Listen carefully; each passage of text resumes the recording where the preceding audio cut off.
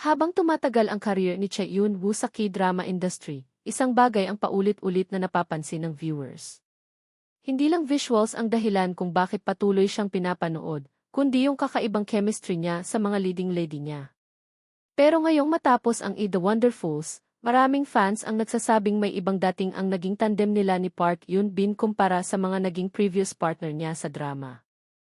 Hindi ito yung typical na romantic chemistry na agad mong makikita sa unang eksena. Sa halip, unti-unti itong nabuo habang tumatakbo ang storya. At doon lalo napansin ng viewers kung gaano kanatural ang interaction nilang dalawa. Maraming nagsabi na parang hindi sila umaarte sa ibang scenes dahil sobrang gaan ang palitan nila ng emosyon. Kahit simpleng tinginan o tahimik na eksena lang, ramdam agad yung connection. Si Park Yoon-bin kasi kilala sa pagiging malakas ang screen presence, pero hindi nang overshadow ng co-star. Kapag kasama niya si Chae Yun-woo sa frame, parang automatic na nagiging balanced yung eksena. Hindi pilit. Hindi rin mukhang fanservice lang para kiligin ang audience. Ang dating sa viewers, dalawang characters talaga na nagkakaintindihan habang dumadaan sa magulong sitwasyon sa storya. Sa The Wonderfuls, malaking factor din yung genre ng drama. Dahil halo itong comedy, mystery, action, at emotional moments, mas lumabas yung playful side ni Chae Yun-woo. Kumpara sa iba niyang dramas noon kung saan madalas reserved o cold yung role niya, dito mas naging expressive siya. At ayon sa fans, malaking dahilan doon si Park Yoon-bin dahil mabilis nitong nasasabayan ang energy ng kahit anong eksena. Kapag ikinumpara naman sa ibang leading ladies ni Chae Yun-woo tulad ni Moon Ga-young sa True Beauty, Kim Nam-joo sa The Wonderful World, o Shin Si-kyung sa The Rookie Historian, iba raw talaga yung timpla nila ni Park Yoon-bin. Kay Moon Ga-young, very youthful at romantic yung chemistry. Halos puro kilig at classic K-drama tension ang tumatak sa viewers. Kay Kim Nam-joo naman, mas mature at emotional ang dating dahil mabigat yung tema ng drama nila. Habang kay Shin Si-kyung, mas elegant at soft yung partnership nila.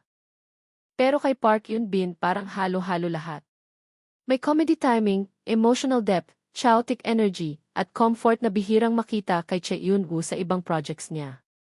Maraming viewers ang nagsasabing dito raw unang beses nilang nakita si Chae Yun-woo na sobrang relaxed sa co-star niya. Kahit behind-the-scenes clips at interviews nila, mapapansin na pareho silang comfortable sa isa't isa. May mga fans ding nagsabi na hindi overpowering ang chemistry nila. Hindi ito yung tipong sobrang intense agad. Mas realistic daw tingnan dahil parang friendship muna ang foundation bago naging emotionally attached ang audience sa tandem nila. At dahil doon, maraming casual viewers ang naging invested sa relasyon ng characters nila kahit hindi puro romance ang focus ng story. Isa pa sa napansin ng audience ay kung paano mag-react si Park Yoon-bin sa acting choices ni Chae Yun-woo. Kilala si Park Yoon-bin bilang actress na mahusay makinig habang umaarte. Dahil doon, mas lumalabas yung natural emotions ng kaeksena niya. Sa kaso ni Chae Yun-woo, maraming viewers ang nagsabi na mas naging buhay at less stiff ang acting niya rito kumpara sa ilang previous dramas niya. Habang tumatakbo rin ang promotions ng The Wonderfuls, dumami ang discussions online tungkol sa tandem nila. Sa social media at Korean forums, maraming viewers ang nagsabing unexpectedly strong ang chemistry nilang dalawa, kahit noong una ay curious lang ang karamihan kung paano sila magsasama sa isang fantasy comedy setup. May ilan pang fans na nagsabing isa ito sa pinaka-balanced partnerships ni Chae Yun-woo dahil parehong kayang magdala ng scene kahit walang romantic dialogue. Sa latest updates naman, naging successful ang launch ng The Wonderfuls, matapos itong pumasok sa Netflix Global Top 10 ilang araw lang matapos ang release nito. Dahil dito, lalong lumakas ang usapan tungkol sa tandem ni Park Yoon-bin at Chae Yun-woo. Marami ring viewers ang umaasang muling magsasama ang dalawa sa future project dahil ayon sa audience, bihira makakita ng chemistry na parehong entertaining panoorin sa comedy scenes at emotionally effective naman sa serious moments.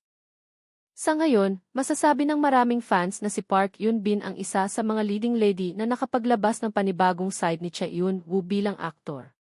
Hindi lang dahil sa kilig, kundi dahil mas nakita ng viewers yung pagiging natural niya sa screen. At para sa marami, iyon ang klase ng chemistry na mas tumatagal sa isip ng audience kahit tapos na ang drama.